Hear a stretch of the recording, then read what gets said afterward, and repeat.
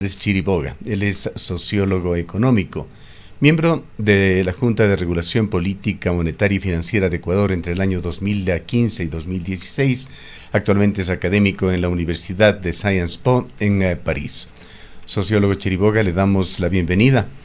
Usted conoce que hablar del Fondo Monetario Internacional en Ecuador es suficiente razón para desatar pasiones. El día de ayer tuvimos una entrevista relacionada con este tema con un destacado economista, Augusto de la Torre. Con respecto a esta entrevista, recibimos múltiples comentarios a través de las redes sociales. Lo hizo entre ellos un destacado economista ecuatoriano, quien en su pasado tiene también una presidencia del Banco Central de Ecuador, Marco Flores. Él nos envió, entiendo que directamente, no en las redes sociales, este comentario sobre esta entrevista. Lo trata de miserable, servil y mercader al economista de la Torre, mercader de los intereses nacionales. Ecuador, antes de Moreno, no le debía al Fondo Monetario Internacional, hoy le debe 11.000 millones de dólares, señala el economista Flores. Dijo entonces que el acuerdo con el Fondo Monetario Internacional y subsecuente deuda era para lograr lo que ahora repite con absoluto descaro. Pero la economía se cae a pedazos. El crecimiento económico y el empleo llevan 7 años estancados. El ingreso promedio de los ecuatorianos ha retrocedido 11 años. Los pobres migran al exterior en búsqueda de trabajo. Hace 7 años no se invierte en la gente. La calidad de los servicios públicos ha sido gravemente dañada. No hay obra pública, la red vial está destruida, el presupuesto del Estado tiene el desfinanciamiento más grande de la historia. Evidentemente, Marco Flores no está de acuerdo con los términos que se han venido negociando entre Ecuador y el Fondo Monetario Internacional y denota adicionalmente sobre otro acuerdo que se hizo con este organismo en el gobierno de Moreno. Quisiéramos conocer su opinión, en qué grado usted coincide o discrepa también con el economista Flores, le preguntamos en su primera intervención. Hola, muy buenos días. Un gusto saludarles y saludar, por supuesto, a las personas que nos miran y nos escuchan en Cuenca y en otros lados. ¿Sí me están escuchando bien? Nada más quería Perfectamente, ver. estamos al 100%. Adelante. Genial, muchísimas gracias. Eh, Estoy de acuerdo con lo que ha dicho el economista Flores, que además habría que decirlo, no es necesariamente un economista reconocido de la izquierda o de heterodoxia, etcétera. Incluso él colaboró en su momento con el gobierno de León Febres Cordero, pero es bastante cierto lo que dice. No solo en el Ecuador, sino en absolutamente todos los países del mundo. En la larga historia que tiene el Fondo Monetario Internacional, porque tanto el Fondo Monetario Internacional como el Banco Mundial están a punto de este año cumplir 80 años de existencia, ¿no es cierto? Se han ido transformando y sobre todo estos mecanismos de otorgar créditos del Fondo Monetario Internacional corresponden a las últimas décadas de existencia del fondo, no han tenido ni un solo resultado positivo. Es decir, hay estudios incluso del propio Fondo Monetario Internacional, que esto es bien interesante, que muestran que sus programas sencillamente no han sido exitosos en términos de atacar la pobreza, generar mejores recursos para la población, no tienen en absoluto ningún éxito. Porque además hay que decirlo francamente, los programas del Fondo Monetario Internacional, incluso cuando uno revisa la información, para el actual acuerdo todavía no hay información, ¿cierto? El ministro de Finanzas del día de ayer en la Asamblea dice que la información ya está disponible. Básicamente repitió lo que ya habían puesto en un comunicado de prensa del Ministerio de Finanzas y sobre todo que poco ha comentado los portavoces del Fondo Monetario Internacional. No hay mayor información, ¿no es cierto? Pero una vez que se puedan acceder a este tipo de acuerdos, ¿no es cierto? Como fue el acuerdo de 2020. Aclárenos, de perdóneme la 2019. interrupción, pero aclárenos de esta parte, pues el ministro claramente dijo en su comparecencia el día de ayer que el acuerdo es transparente y que se lo puede acceder a través de Internet. No, eso yo creo que hay que refutarlo. No hay absolutamente nada. Es más, me tomé yo la obligación con ustedes mismos y con las personas que nos escuchan de revisar la información. En el ministerio, en el sitio web del Ministerio de Economía y Finanzas del Ecuador, solo hay un boletín de prensa del 25 de abril, que es cuando llegaron a un acuerdo a nivel de equipos técnicos, que es la información que nuevamente reiteró el ministro, ¿cierto? Van a ser más o menos 4.000 millones de dólares.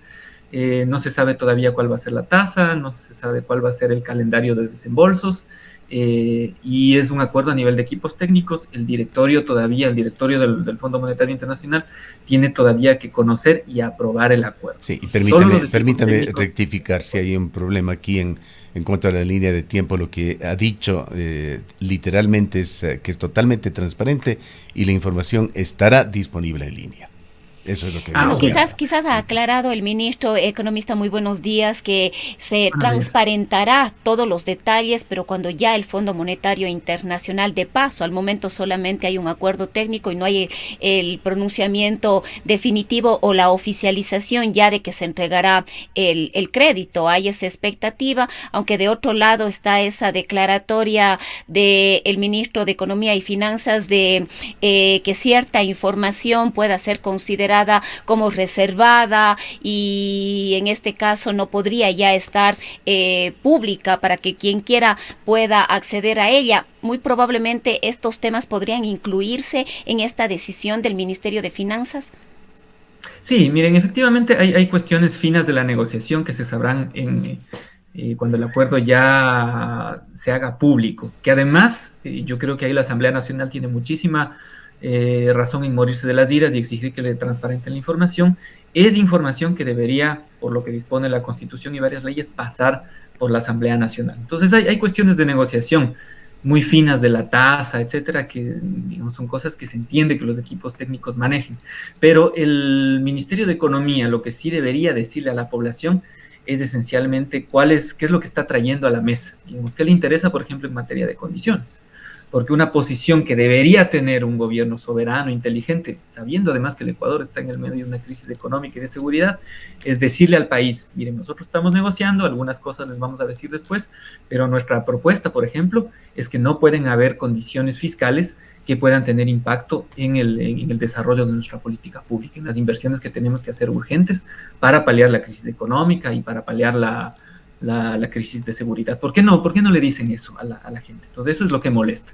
Por otro lado, hay que manifestar antes de que se lleguen a suscribir o a establecer los documentos del crédito, el país se compromete con el Fondo Monetario Internacional lo que se conoce como una carta de intención, ¿no es cierto? Entonces ahí el país hace explícito, esto lo firma el ministro de Economía y el presidente en este caso el gerente, es ahora el cargo del Banco Central del Ecuador, dicen, verán, nosotros esto es lo que queremos, ¿no es cierto? Esto es nuestra base de negociación, donde no hay detalles técnicos, la tasa, la amortización, eso no, pero es la posición del país, que eso transparentemente el ministro podría compartirlo con los periodistas como ustedes, con los ciudadanos en general, y además, ¿no es cierto?, con los organismos de control con los que está obligados a dar la información. Incluso si quieren, digamos, en un marco un poquito más cerrado, ¿no?, tratarlo con una comisión especializada en la Asamblea, la Comisión Económica, una de las dos comisiones, tienen la obligación de dar esa información.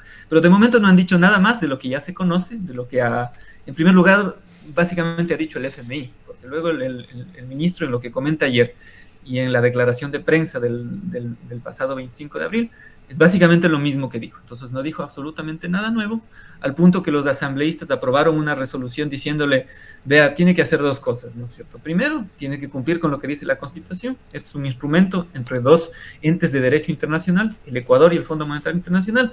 La información tiene que venir a nosotros y nosotros tenemos que pronunciarnos. Sacaron un acuerdo en ese sentido. Y el otro dijeron, vea, tienen que entregarnos la información y además vamos a abrir un proceso de fiscalización, que es lo que a nosotros nos corresponde. Esa fue la respuesta que a mí me parece coherente. Me parece que hubo 85 votos, alguna cosa así en la Asamblea, donde le dicen, vea, tiene que cumplir con la Constitución y tiene que darnos la información. Entonces estamos a la expectativa para poder pronunciarnos, porque hasta el momento lo que podemos hacer es un poco ir hacia atrás a la historia, ¿no es cierto?, irnos de vuelta a 2019 y ver cuáles han sido las condiciones que ha venido históricamente poniendo el Fondo Monetario Internacional y cuáles son las cosas que se han quedado por fuera. Pero eso significaría caer en conjeturas, es decir... Lo que podemos ahora, básicamente, con todo el cuidado del caso, es decir, básicamente hay un par de temas que ya estaban en el acuerdo de 2019, que ya estaban en el acuerdo de 2020, ¿no es cierto? Estos dos créditos grandes a los que se comprometió Moreno, ¿cierto? Uno fue de 1.348 millones, el de 2019, el de 2020 fue de 6.051 millones, ¿no es cierto? Donde los pagos importantes, las amortizaciones grandes, se vienen en los próximos 3 años. Entonces, hay algunas cosas que se quedaron. Pues lo que podemos decir, ahí estoy de acuerdo con lo que dicen ustedes, con todo el cuidado del mundo, son qué cosas se le quedaron todavía a los acuerdos de Moreno que podrían ponerlos sobre la mesa. Ahora, Uno economista, es el otro es el tema de la reforma de la seguridad social. Pero por supuesto, cuando transparenten la información, ahí sabremos efectivamente qué han negociado y si han adoptado una posición soberana o han adoptado una posición más bien de cederle muchísimo al Fondo Monetario Internacional. Ahora, economista, quizás aquí una de las preguntas es, aunque no tenemos todos estos detalles a los que usted hace referencia, es si es que efectivamente el país, Ecuador, necesitaba con urgencia este acuerdo con el Fondo Monetario Internacional, es decir, el país no podía prescindir. Hay varios analistas que han dicho que era urgente y necesario este acuerdo y lo ven como beneficioso. ¿Cuál es su criterio al respecto? A ver, el Ecuador tiene un problema importante de recursos desde el punto de vista del Fondo Monetario Internacional y del gobierno, básicamente para cerrar un hueco fiscal. Pero yo sobre todo diría, necesita recursos para inversiones claves, estratégicas, para paliar de alguna manera la situación que estamos viviendo, en materia de inseguridad y en materia económica. Tiene que destinarle recursos a inversiones claves, que además no se han hecho luego de la pandemia. El Ecuador en la región y en el mundo es uno de los países que no ha logrado siquiera recuperar los niveles de crecimiento que tenía antes de la pandemia. Entonces se requiere plata para eso. Eso no se puede negar. Ahora, ¿qué plata y con qué condiciones? ¿Y cómo gestionamos eso? Es el tema. Yo pienso que, en primer lugar, uno de los temas que hay que abordar es sinceramente el tema de la deuda. Pero la pregunta es, ¿necesitamos endeudarnos más a condiciones que podrían ser, vamos a ver cuando pongan sobre la mesa la información, que incluso son tremendamente restrictivas para hacer esas inversiones y que es plata que básicamente sirve para pagar deuda, ¿no es cierto? En los tecnicismos, cuando ustedes tengan la oportunidad de ver, van a ver que el programa crediticio, ¿no es cierto?, que se llama Servicio Ampliado del Fondo Monetario Internacional, tiene básicamente como objetivo, dicen, paliar los problemas de balanza de pagos. ¿Qué quiere decir esto en términos sencillos? Que la plata del Fondo Monetario Internacional está destinada a dos cosas. Uno, a pagar deuda, ¿no es cierto? Deuda con el mismo fondo, con los prestamistas bilaterales y con los prestamistas privados, ¿no es cierto?, que compran bonos del Ecuador en Wall Street y en los mercados internacionales, y además a garantizar que haya plata en la Reserva Internacional para que los importadores ecuatorianos, cuando necesitan hacer pagos afuera, ¿no es cierto?, yo compro algo, traigo al Ecuador, vendo mis productos, mis televisiones, etcétera, acá, yo tengo que golpearle la puerta al Banco Central y decirle, verá, yo necesito que de la reserva usted me dé dólares para que yo pueda pagar estas obligaciones que tengo al exterior.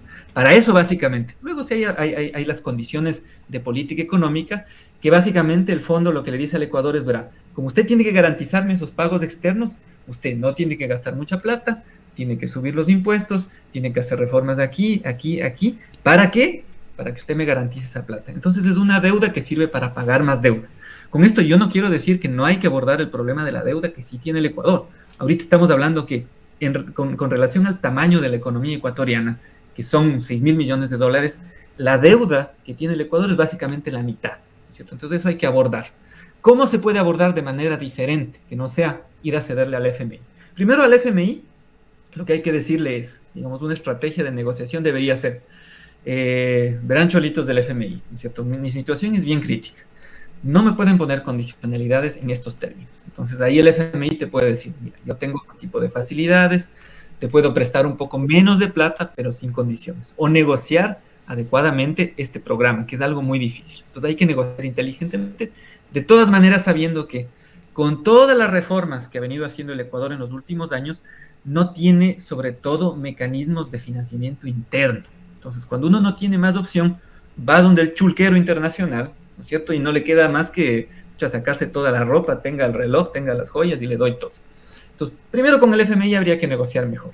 Segundo, hay que acceder a otros préstamos de los multilaterales que tienen mejores condiciones. Ahora, este es otro de los argumentos esgrimidos ayer por Juan Carlos Vega. Claro. Él señaló que con el aval del Fondo Monetario Internacional se abren puertas y que esto significaría la consecución de créditos. Incluso puso una cifra de unos 8.000 millones de dólares y mencionó allí Banco Mundial, BID, CAF, FLAR como posibles entidades que trabajarían adicionalmente con Ecuador.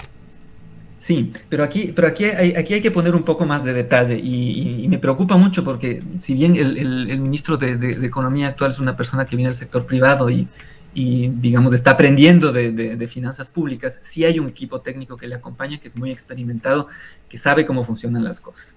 ¿Por dónde te agarra el FMI del cuello con los préstamos de otros multilaterales que son incluso más interesantes, ¿no es cierto? El BID, incluso si uno compara la tasa, ¿no es cierto? La tasa que te cobra el FMI cuando metes los sobrecargos, porque siempre hay unas tasas escondidas, ¿no es cierto? Que algunos académicos y organizaciones de la sociedad civil venimos peleando desde hace años para que el FMI deje de meter esas sobretasas.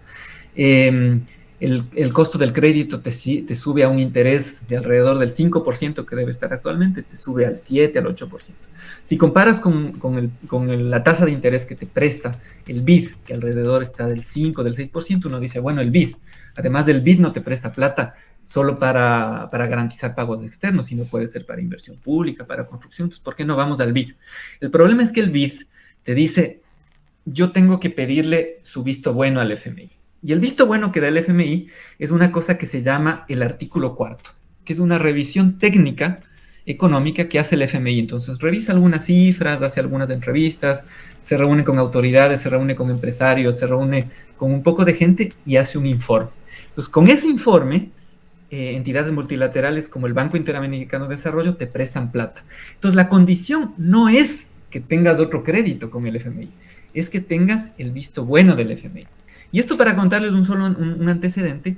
Acuérdense ustedes que una buena parte de varios años atrás, el Ecuador, si bien era parte del Fondo Monetario Internacional, no estaba tomando créditos del Fondo Monetario Internacional, ¿no es cierto?, durante la época de Correa. En el 2011 y 2012, el Ecuador accedió a préstamos de otros multilaterales, ¿no es cierto?, con esta restricción de que el FMI tenía que proveer este famoso artículo 4, esta revisión estadística que hace. Entonces, el gobierno ecuatoriano de esa época negoció con el FMI, le dijo, verán, nosotros no vamos a agarrar créditos con ustedes porque estamos en desacuerdo con sus condiciones, con sus tasas carísimas, pero yo sí quiero que ustedes hagan mi revisión y me desbloqueen ese tipo de créditos. Fue un pulso, digamos, en el que incluso yo participé personalmente. No es fácil esa negociación, pero finalmente el FMI cede, dice, ok, no les voy a desbloquear porque entendemos que ustedes necesitan estos recursos, vamos a hacer una revisión en un punto medio entre los términos nuestros y los términos suyos, y ustedes pueden acceder a ese tipo de créditos e incluso pueden dar buenas señales a los mercados internacionales privados. Entonces, ese es el tema que hay que desbloquear. Pero eso no significa que hay que tener un crédito con el FMI. Ahora, que hay que trabajar con el FMI para que hagan su revisión y no te bloqueen el acceso a otros créditos que son más interesantes, que son más consecuentes. ¿En qué tiempo, sociólogo Chiriboga, se harían los desembolsos eventualmente de esos 4.000 millones de dólares del Fondo Monetario Internacional? Hay que esperar que den la información, pero si utilizamos el crédito anterior, el de 6.000 millones de dólares que tomó Moreno en 2020, usualmente lo que se negocia es un monto importante al inicio, ¿cierto? Esa vez fueron 4.000 millones de dólares, entonces más de la mitad del monto que se desembolsó, y luego se escala más o menos. Entonces el Fondo Monetario Internacional te dice, las condiciones que yo te puse, ¿no es cierto?, vamos a revisarlas al siguiente año, luego de 2 años, 3 años, etcétera, y para cada desembolso tú tienes que irme cumpliendo con los compromisos, si no, no te pago. Entonces hay que ver los compromisos y hay que ver el calendario, ¿no es cierto? ¿Qué es lo que ha dicho el fondo? En unas declaraciones públicas de su portavoz, es una señora que se llama Julie Cossack, dijeron, saludamos nosotros que el gobierno ecuatoriano le haya subido el IVA a la gente, ¿no es cierto? Esa es una de las cosas que a nosotros nos parece buena, porque se recauda plata de todo el mundo, que es plata que va a servir para pagarle al Fondo Monetario Internacional. Entonces, eso les interesa a ellos, más allá de los efectos graves que tiene esto sobre la mayoría de población, sobre las cadenas de valor. Pero ellos dicen, eso está bueno, ¿no es cierto? Entonces, nos gusta lo que está haciendo Ecuador, eso facilita un poco que entremos al acuerdo. Pero, además, dice, hay otros temas que estamos trabajando con Ecuador, que seguramente serán los que se van a trabajar a nivel de condiciones. Hay que ver qué han negociado, pero lo que nos preocupa mucho es que sea una salida de los subsidios sin ningún tipo de plan, subsidios a combustibles y a gas, que es algo que ya trató de hacer Moreno, lo logró hacer de alguna manera, pero es como un capítulo que le queda pendiente. Entonces el fondo seguramente está mirando a eso.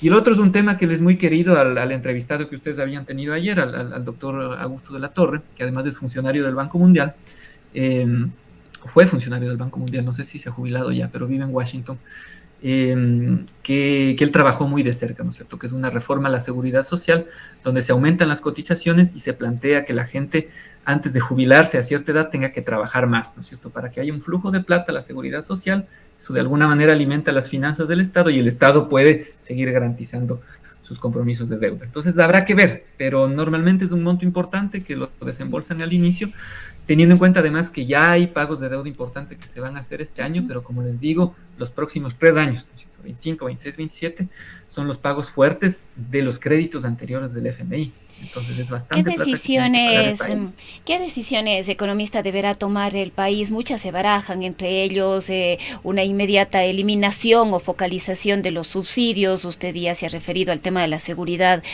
social. Por otro lado están las reformas laborales, digamos, en este contexto de este nuevo acuerdo con el FMI, muy probablemente con otros multilaterales. Estos compromisos le obligarán al gobierno nacional desde esta mirada relacionada con los multilaterales a tomar ciertas decisiones en materia económica. ¿Hacia dónde considera usted que apuntará este gobierno? A ver, hay dos cosas. La primera, lo que dice usted, ¿no es cierto? ¿A dónde van a apuntar? Yo lo que pienso es, sobre todo, la eliminación de subsidios, que es lo que además le va a generar más flujo de recursos rápidamente, ¿no es cierto? Si te comes ahí lo que queda de subsidios, esa plata es plata que va a estar disponible para cumplirle los compromisos de la FMI, que es terrible, como les digo, en términos de los efectos que tiene en la población. Yo, en principio, no estoy completamente en desacuerdo en buscar un esquema más inteligente, más eficiente de subsidios. Pero si te mochas eso ahorita y no tienes plan B, eso tiene efectos nefastos sobre la economía. O sea, hay que hacerlo esto con mucho cuidado. Pero si te obligan rápido, bueno, vamos ahí. Sería replicar, acuérdense ustedes que esta fórmula la quiso hacer Moreno en el año 2019. Uno de los compromisos con el FMI era móchese los subsidios, pero de cajón, nada de escalado, viendo las bandas, no, de cajón. Y Moreno sacó un decreto que era el 883, que cortaba los subsidios de golpe, de la gasolina extra y del diésel, y se levantó la gente en octubre de 2019. Entonces yo me temo que eso vaya a pasar, cuando deberían hacer otro tipo de cosas, ¿no es cierto? Hay deuda que se podría anular, hay deuda que se podría renegociar, ¿no es cierto?, con multilaterales, con bilaterales. Vean, estamos ahorita en un contexto en que se discute muchísimo el efecto del cambio climático, y en un año donde los efectos del fenómeno del Niño han sido terribles. Existen varios países, Colombia, Ecuador, que tienen deuda, que podrían, por ejemplo, aplicar mecanismos de cancelación, de suspensión de pagos de deuda, vinculados, uno, a los efectos del cambio climático, y dos, vinculados a los efectos. Bueno, algo de eso sí hace Ecuador y sí ha estado haciendo, pero son montos mínimos comparados con la deuda ecuatoriana y el exigente servicio de deuda que tienen en los próximos meses y años. Por eso les digo que es un combo, ¿no es cierto? El uno es renegociar inteligentemente con el FMI para que no te metan más goles y no te bloqueen acceso. Ahora, permítame hacer una pregunta hablando de estas grandes tablas de salvación que podría venir a través del Fondo Monetario Internacional y los otros multilaterales. Deberíamos entender que si el Fondo Monetario Internacional no da el aval al país, tampoco apoyarían al país a los otros organismos, Vida, CAV, FLAR, o lo harían sin tanta decisión como si es que tienen el aval del Fondo Monetario Internacional. Y quisiera preguntarle, ¿hay otras alternativas? Pongámonos en ese escenario nada más. Si es que esto sucediera, ¿hay otras alternativas para Ecuador, quizá con los países no alineados, China, Rusia, que ya probamos con el gobierno de Rafael Correa? Sí, miren, hay otras alternativas. Yo les insisto, una es, hay que negociar con el FMI en términos inteligentes y haciéndole entender además al FMI que el Ecuador está viviendo una situación crítica. Entonces, primero, que esas grandes condicionalidades no se pueden hacer. Entonces, incluso se podría, como les digo, evaluar otro tipo de facilidad que el Ecuador ya ha accedido sin condiciones, donde claro, el monto no es tan grande, pero que uno no te pone condiciones, y dos, digamos, no necesariamente te bloquea el acceso a otros recursos. El bloqueo a otros recursos, les insisto, sobre todo en los multilaterales que están en Washington. El BID y el Banco Mundial pasa por la revisión de artículo cuarto, es decir, una revisión macroeconómica de cómo está la economía ecuatoriana, etcétera, que hace el Fondo Monetario Internacional. Entonces, eso hay que negociar con el Fondo Monetario Internacional y ya se ha hecho antes. O sea, no les estoy diciendo nada que yo me estoy inventando así desde la teoría. No, ya se ha hecho, ya se le ha ganado al FMI esa partida. Eso habría que hacer ahora nuevamente. Luego, hay otras fuentes de financiamiento donde esa restricción no hay. Por ejemplo, el Fondo Latinoamericano de Reservas te da préstamos cuando hay desbalances de la balanza de pagos, que es un poco un criterio similar del FMI. Ahí no debería haber problema.